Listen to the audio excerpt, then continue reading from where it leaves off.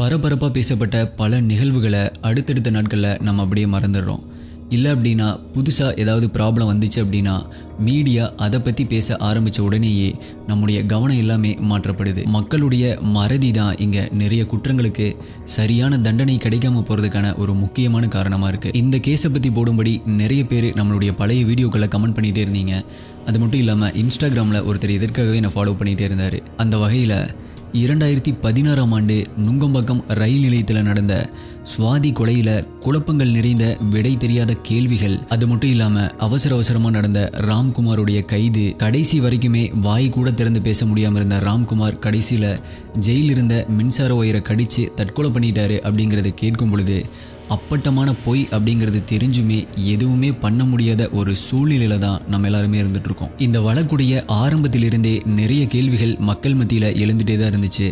எந்த ஒரு கேள்விக்குமே காவல்துறை சார்பிலிருந்து கரெக்டான பதில் வரவே இல்லை. உண்மையிலேயே ராம்குமார் கொலையாளி இல்லை அப்படின்னா அப்போது யார் தான் கொலையாளி, எதற்காக இந்த கொலையை பண்ணணும் அப்படிங்கிற சில தியரிகள் இருக்குது.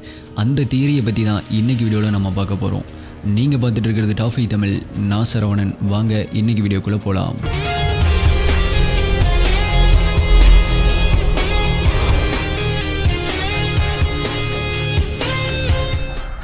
நிறைய பேர் நம்மளுடைய வீடியோவை பார்க்குறாங்க, தொடர்ந்து எல்லா வீடியோவும் பார்த்துட்டு வராங்க. ஆனால் சப்ஸ்கிரைப் பண்ணாமல் நிறைய பேர் பார்த்துட்டு இருக்கீங்க. இந்த இமேஜை பார்த்தா உங்களுக்கே கண்டிப்பாக தெரியும்.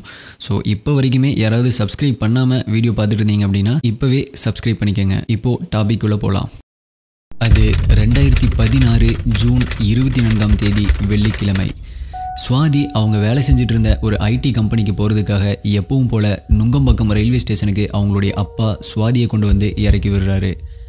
டைம் அப்போது கரெக்டாக காலை 6:35 மணி. சுவாதி ரயில்வே ஸ்டேஷனுக்கு வர்றதுக்கு அரை மணி நேரம் முன்னாடியே அங்கே வெயிட் பண்ணிட்டு இருந்திருக்கான் அந்த கில்லர். சுவாதி 2வது பிளாட்ஃபார்ம் வந்த உடனே சுவாதி கிட்ட போய் ஏதோ பேசிகிட்டு இருந்திருக்கான் அந்த கில்லர். கொஞ்ச நேரத்தில் அது வாக்குவாதமாக மாறுது. அதற்கு பிறகு தான் மறைச்சி வச்சிருந்த ஆயுதத்தை வச்சு சுவாதியை வெட்டி கொள்கிறான் அந்த கில்லர்.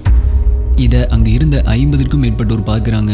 கொலை செஞ்ச அந்த கில்லர் உடனடியாக அங்கேருந்து தப்பிக்கிறான். ஆனால் யாருமே தடுக்க முன் வரலை. நுங்கம்பாக்கம் ரயில்வே ஸ்டேஷனில் சிசிடிவிகள் கிடையாது.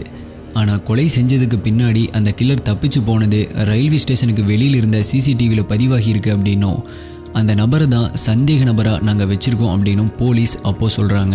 அப்போது சிசிடிவி காட்சிகளையும் வெளிவிடுறாங்க போலீஸ். அதில் ஒரு க்ரீன் கலர் கட்டம் போட்ட ஷர்ட் போட்டுட்டு வர ஒரு நபர் காலையில் 6:32 மணிக்கு நுங்கம்பாக்கம் ரயில்வே ஸ்டேஷன் கிட்ட நடந்து வர்றது பதிவாகி இருக்கு.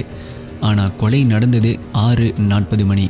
அதற்கு பிறகு 6:43 மணிக்கு ஒரு நபர் பிளாட்ஃபார்மில் ஓடுற மாதிரியான ஒரு சிசிடிவி வீடியோவை வெளியிடுது தமிழக காவல்துறை. இதன் அடிப்படையில் விசாரணையை கொண்டு போன போலீஸ் ஜூலை 1ஆம் தேதி திருநெல்வேலியில் மீனாட்சிபுரத்தில் இரவு நேரம் ஒரு வீட்டுடைய கதவை தட்டுறாங்க. அப்போது அங்கே கரண்ட்டும் கிடையாது. வீட்டுக்குள்ளே இருந்து ராம்குமாருடைய அப்பா வெளியே வந்து யார் அப்படின்னு சொல்லி கேட்குறாங்க.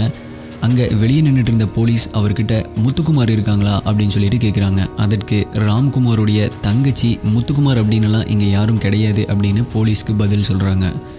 பிறகு போலீஸ் ஓகே உங்களுக்கு எத்தனை பசங்க அப்படின்னு கேட்கும் பொழுது எனக்கு 3 பசங்க, அதில் 2 பொண்ணுங்க, ஒரு பையன் அப்படின்னு ராம்குமாருடைய அப்பா பதில் சொல்கிறாரு. ஓகே அப்போனா அந்த பையனை காமிங்க அப்படின்னு கேட்குறாங்க. அப்போது ராம்குமாருடைய அப்பா வாங்க பின்னாடி தான் என்னுடைய பையன் படுத்திருக்கான் அப்படின்னு போலீஸ் ஆஃபீஸர்ஸ் எல்லாத்தையும் கூட்டிகிட்டு போகிறாரு. ஆனால் அங்கே வீட்டுக்கு பின்னாடி போய் பார்க்கும் பொழுது ஏற்கனவே போலீஸ் ராம்குமாரை கழுத்தில் ரத்த வெள்ளத்தில் கையில் பிடிச்சிட்டு இருந்ததை பார்க்குறாரு ராம்குமாருடைய அப்பா. இப்போது போலீஸ் என்ன சொல்கிறாங்க அப்படின்னா அந்த சிசிடிவியில் இருந்த அந்த நபர் தான் இந்த ராம்குமார் அப்படின்னும் போலீஸ் தன்னை அரெஸ்ட் பண்ணுறதுக்காக சுற்றி வளைச்சது தெரிஞ்சு தற்கொலை பண்ண முயற்சி பண்ணி பிளேடால் தன்னைத்தானே கழுத்தை அறுத்துக்கிட்டாரு அப்படின்னு சொன்னாங்க. இப்போது இந்த கேஸ் ரொம்பவே பரபரப்பாக பேசப்பட்டுச்சு. அதற்கான ஆதாரமாக ஒரு ஃபோட்டோவையும் வெளியிட்டாங்க போலீஸ். இப்போது இந்த வீடியோவில் அந்த ஃபோட்டோவை என்னால் காமிக்க முடியாது. அந்த ஃபோட்டோவை டெலிகிராம் குரூப்பில் அப்லோட் பண்ணியிருக்கேன், அதில் ஜாயின் பண்ணி பார்த்துக்கோங்க. அதற்கு பிறகு ராம்குமார் சிகிச்சைக்காக ஜூலை 2ஆம் தேதி மருத்துவமனையில் அனுமதிக்கப்படுறாரு. அதற்கு பிறகு ஜூலை 5ஆம் தேதி புழல் சிறையில் ராம்குமாரை அடைக்கிறாங்க. ஆனால் எந்த ஒரு நிலைமையிலுமே ராம்குமாரை வாயே திறக்காதபடி பார்த்துக்கிட்டாங்க போலீஸ். அப்படி ராம்குமார் எதற்காக சுவாதியை கொல்லணும், சுவாதியை இப்படி கொடூரமாக கொள்ளுற அளவிற்கு ராம்குமாருக்கு என்ன காரணம் இருந்துச்சு, போலீஸ் எதற்காக ராம்குமார் தான் கொலையாளி அப்படின்னு சொல்றாங்க, ராம்குமார் தான் கொலையாளி அப்படிங்கிறதுக்கான ஆதாரங்கள் என்ன, கொலையாளி வீசி போன ஆயுதத்திலிருந்து ஃபிங்கர் பிரிண்ட்ஸ் மேட்ச் ஆச்சா, இந்த மாதிரியான பல கேள்விகள் மக்கள் மனதில் இருந்துச்சு. இதற்கான எந்த ஒரு பதிலும் போலீஸும் சொல்லலை, ராம்குமாரையும் சொல்ல விடலை. அடுத்தது என்னதான் ஆக போகுது அப்படின்னு எல்லாருமே எதிர்பார்த்துட்டு இருந்த அந்த நிலைமையில தான் 2016 செப்டம்பர் 18 ராம்குமார் சிறையில் இருக்க பிளக் பாயிண்ட்லேருந்து வெளிவர ஒயரை தன்னுடைய பற்களால் கடிச்சு தற்கொலை பண்ணிக்கிட்டாரு அப்படிங்கிற ஒரு செய்தி வெளிவருது. குற்றவாளி இறந்து விட்டதால வழக்கை முடித்து வைப்பதா நீதிமன்றமும் அறிவிச்சிருது. இங்கே தான் மேலும் எக்கச்சக்கமான கேள்விகள் நமக்கு வர தொடங்குது. இப்போது இந்த சுவாதி ராம்குமார் கேஸில் நமக்கு வர்ற கேள்விகள், அதற்கு போலீஸ் தரப்பில் என்ன சொல்கிறாங்க மற்றும் சுவாதியை யார் கொலை பண்ணியிருப்பாங்க அப்படிங்கிற இன்ட்ரெஸ்டிங்கான தியரிஸ் இருக்குது. வாங்க அதை பார்க்கலாம். முதல்ல ராம்குமார் இந்த கொலையை பண்ணலை அப்படிங்கிறதுக்கான தியரியை பார்க்கலாம். போலீஸ் முதல்ல சிசிடிவி காட்சியை வெளியிடுவதற்கு முன்னாடி ஒரு பிளாக் அண்ட் ஒயிட் ஃபோட்டோவை வெளிவிடுறாங்க. அதில் இருந்த நபருக்கும் சிசிடிவியில் இருந்த நபருக்கும் நிறைய வித்தியாசங்கள் இருந்ததாக சொல்லப்பட்டுச்சு.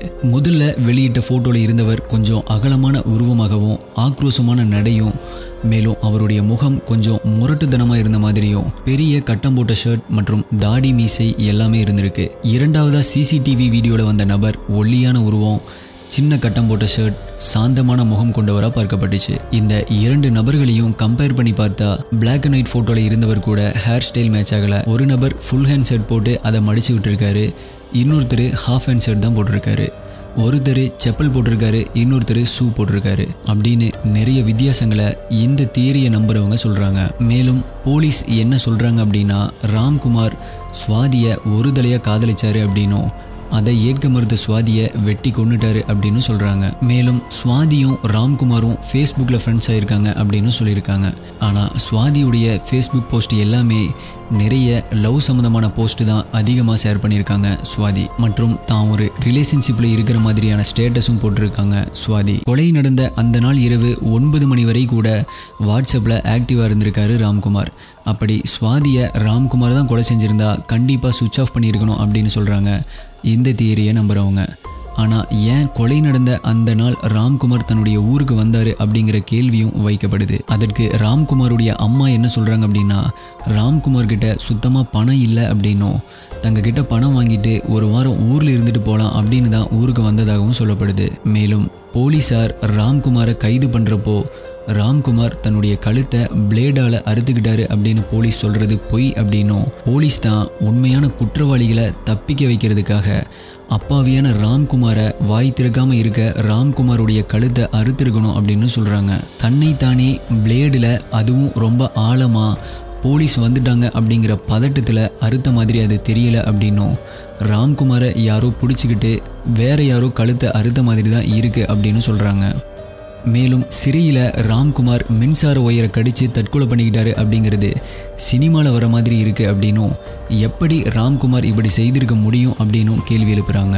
அதற்கு போலீஸ் என்ன சொல்கிறாங்க அப்படின்னா, ராம்குமார் 3 மணி அளவில் சாப்பிட்டு விட்டு 4:15 மணிக்கு தனக்கு தண்ணி தாகம் அடிக்குது அப்படின்னும், தண்ணி குடிக்கிறதுக்காக ஜெயில் கதவை திறந்து விட்ட போது பக்கத்தில் இருந்த ஸ்விட்ச் பாக்ஸை உடைச்சு அதில் இருந்த ஒயரை தன்னுடைய வாயில் கடிச்சு இறந்ததாக சொல்லப்படுது. அப்போது அங்கிருந்த ஒரு கான்ஸ்டபிள் ராம்குமாரை கரண்ட் ஷாக்லேருந்து தப்பிக்க வைக்கிறதுக்காக லத்தியால் அடித்து தள்ளி விட்டதாகவும் சொல்கிறாங்க போலீஸ். ஆனால் போஸ்ட்மார்டம் ரிப்போர்ட் என்னவோ ராம்குமார் இறந்து 1 வருடம் கழித்து தான் வெளிவிட்டாங்க. அதில் இவங்க சொன்னது ஒன்று கூட மேட்ச் ஆகாமல் இருந்திருக்கு. ராம்குமார் 3 மணி அளவில் சாப்பிட்டாரு அப்படின்னு சொல்லியிருக்காங்க. ஆனால் போஸ்ட்மார்டம் ரிப்போர்ட்டில் ராம்குமாருடைய இறைப்பையில் சாப்பாடு இருந்ததற்கான எந்த ஒரு தடயமும் இல்லை அப்படின்னு ரிப்போர்ட் வந்திருக்கு. அது மட்டும் இல்லாமல் மேலும் சந்தேகம் எழுப்புற வகையில் ராம்குமார் உடம்புல 12 இடத்துல மின்காயங்கள் இருந்திருக்கு. இதை பற்றி ஃபாரன்சிக் இன்வெஸ்டிகேட்டர் ஒருத்தர் என்ன சொல்கிறாரு அப்படின்னா, 12 இடத்துல மின்காயங்கள் இருக்குது அப்படின்னா 6 இடங்கள் ரூட் ஆஃப் என்ட்ரி அப்படின்னும் 6 இடங்கள் ரூட் ஆஃப் எக்ஸிட் இருந்திருக்கும் அப்படின்னு சொல்கிறாரு. மேலும் ராம்குமார் அந்த ஒயரை தன்னுடைய வாயில தான் கடிச்சாரு அப்படின்னா பற்கள் கருகி இருக்கணும் அப்படின்னும், ஆனால் அப்படி ஆகலை. அதனால் இது கண்டிப்பாக ராம்குமாரை திட்டமிட்டு மின்சார ஒயரை பாய்ச்சி இறக்க வச்சிருக்கணும் அப்படின்னு சொல்கிறாங்க. மேலும் போலீஸ் இதுதான் ராம்குமார் மற்றும் சுவாதியுடைய ஃபோட்டோ அப்படின்னு ஒரு ஃபோட்டோவை வெளியிட்டதாகவும் அது ராம்குமார் சுவாதி இல்லை அப்படின்னு சொல்கிறாங்க இந்த தியரியை நம்புகிறவங்க. அப்படி ராம்குமார் ஒரு தலையாக காதலிச்சிருந்தா இந்த ஃபோட்டோவில் ரொம்ப நெருக்கமாக இருக்கிற மாதிரி இருக்கிறதுக்கு என்ன பதில் அப்படின்னு கேட்குறாங்க. இது ஃப்ரெண்ட்ஷிப் மாதிரி தெரியலையே அப்படிங்கிற ஒரு கேள்வியும் இங்கே வருது. இதில் இருந்து ராம்குமார் கொலையாளி இல்லை அப்படின்னும் உண்மையான கொலையாளியை காப்பாற்ற ராம்குமாரை பலியாட ஆக்குறாங்க அப்படின்னு சொல்கிறாங்க. தியரி 2. இந்த தியரி படி சுவாதியுடைய ஃப்ரெண்ட்ஸ் கிட்ட போலீஸ் விசாரிக்கும் பொழுது சுவாதி கொஞ்ச நாட்களாகவே எதற்கும் ரொம்ப பயந்துட்டே வாழ்ந்துட்டு இருந்தாங்க அப்படின்னு சொல்லியிருக்காங்க. மேலும் சுவாதி ஏற்கனவே பெங்களூரில் வேலை செய்யும் பொழுது வேறு மதத்தை சேர்ந்தவரை காதலித்து வந்ததாகவும் இதை தெரிஞ்சுக்கிட்ட சுவாதி வீட்டாரே கூலிப்படையை வச்சு சுவாதியை கொன்னிருக்கலாம் அப்படின்னு சொல்லப்படுது. இதற்கு இன்னொரு ரீசனாக சுவாதி கொல்லப்பட்ட விதத்தை சொல்கிறாங்க. சுவாதியுடைய வாயிலேயே வெட்டி தான் கொல்லப்பட்டிருக்காங்க. இது எதற்கு அப்படின்னா ஒருவேளை விக்டம் பொழைச்சிக்கிட்டா மரண வாக்கு மூலமாக கூட எதையுமே சொல்லக்கூடாது அப்படிங்கிறதுக்காக இப்படி வாயில வெட்டி கொள்கிற ஒரு வகை கூலிப்படை அப்படின்னு சொல்கிறாங்க. மேலும் சுவாதி வலது பக்கம் வெட்டப்பட்டிருந்தாங்க. அப்படின்னா கில்லர் இடது கை பழக்கம் உள்ளவனாக இருக்கணும். ஆனால் ராம்குமார் வலது கை பழக்கம் உள்ளவர். அதனால் இது ஒரு ஆணவ கொலையாக கூட இருக்கலாம் அப்படின்னு சொல்லப்படுது. தியரி 3. இந்த தியரி படி சுவாதி ஒரு சாஃப்ட்வேர் இன்ஜினியர் அப்படிங்கிறதால ரொம்பவே திறமையான ஹேக்கராகவும் இருந்திருக்காங்க அப்படின்னும் இதில் பல அரசியல்வாதிகளுடைய நிறைய சீக்ரெட்ஸ் மற்றும் பெரிய கார்ப்பரேட் நிறுவனங்களுடைய சீக்ரெட்ஸ் எல்லாத்தையுமே அவங்களுக்கே தெரியாமல் எடுத்தது தெரிய வந்து தான் சுவாதியை இப்படி பண்ணிட்டாங்க அப்படின்னு சொல்லப்படுது. இதை எல்லாமே மறைக்க தான் இந்த மாதிரியெல்லாம் நாடகம் நடந்திருக்கு அப்படின்னு நிறைய பேர் சொல்கிறாங்க. தியரி 4. ராம்குமார் தான் சுவாதியை கொன்னிருப்பாங்க அப்படிங்கிறதுக்கான ஆதாரங்களாக சொல்லப்படுவது சிசிடிவியில் ராம்குமார் போன்ற உருவம் இருக்கிற ஆதாரங்கள் மற்றும் கொலை நடந்த அன்னைக்கே கரெக்டாக ராம்குமார் ஊருக்கு போனது. மேலும் போலீஸ் வெளியிட்ட அந்த ஃபோட்டோ இதை வச்சு பார்க்கும் பொழுது இவங்க 2 பேருமே ஆரம்பத்தில் காதலிச்சிருக்கலாம் அப்படின்னும் அதற்கு பின்னாடி ராம்குமாருடைய பொருளாதார நிலையை தெரிஞ்சுக்கிட்ட சுவாதி ராம்குமாரை பிரேக்கப் பண்ணியிருக்கலாம் அப்படின்னும் கோபத்தில் ராம்குமார் இப்படி பண்ணியிருக்கலாம் அப்படின்னும் தன்னுடைய பொண்ணு லவ் பண்ணி ஏமாத்தினதுனால தான் ஒருத்தன் தன்னுடைய பொண்ணை வெட்டி கொன்னுட்டான் அப்படின்னு தெரிஞ்சா அது அவமானம் அப்படின்னு சுவாதி குடும்பம் நினச்சிருக்கலாம். அதனால் ராம்குமாரை வாயை திறக்க விடாமல் பண்ணுறதுக்காக தான் கைது செய்யும் பொழுதே ராம்குமாருடைய கழுத்து அறுக்கப்பட்டிருக்கலாம் அப்படின்னும் மற்றும் சிறையிலேயே தற்கொலை இதெல்லாம் நடந்திருக்கலாம் அப்படின்னும் சில பேர் சொல்கிறாங்க. இந்த கேஸை ஒவ்வொருத்தருடைய பார்வையிலிருந்து பார்த்தும் கூட ஒவ்வொரு தியரிலையும் பதில் இல்லாத சில கேள்விகள் இருக்க தான் செய்யுது. அனைத்திற்குமே பதில் தெரிஞ்ச 2 பேர் ராம்குமார் மற்றும் சுவாதி. ஆனால் இப்போ இவங்க 2 பேருமே உயிரோடு இல்லை. The case remains unsolved. இப்போ நம்ம பார்த்த இந்த தியரிகள் எல்லாத்துலேயுமே எந்த தியரி உண்மையாக இருக்கும் அப்படின்னு நீங்கள் நினைக்கிறீங்க அப்படிங்கிறத கமெண்ட்டில் சொல்லுங்கள். நான் நினைக்கிறதும் நீங்கள் நினைக்கிறதும் ஒன்றா அப்படின்னு நான் தெரிஞ்சுக்கிறேன். இதே மாதிரியான பல அன்சால்வ்ட் வீடியோஸ் இதற்கு முன்னாடி நம்மளுடைய சேனலில் வந்திருக்கு. அந்த வீடியோஸ் எல்லாமே நீங்கள் பார்க்கணும் அப்படின்னா இப்போ ஸ்க்ரீனில் தெரிஞ்சிட்டு இருக்க இந்த பிளேலிஸ்ட்டை கிளிக் பண்ணி பாருங்கள். இதே மாதிரியான இன்னொரு வீடியோவில் மீட் பண்ணுறேன். நன்றி. பாய்.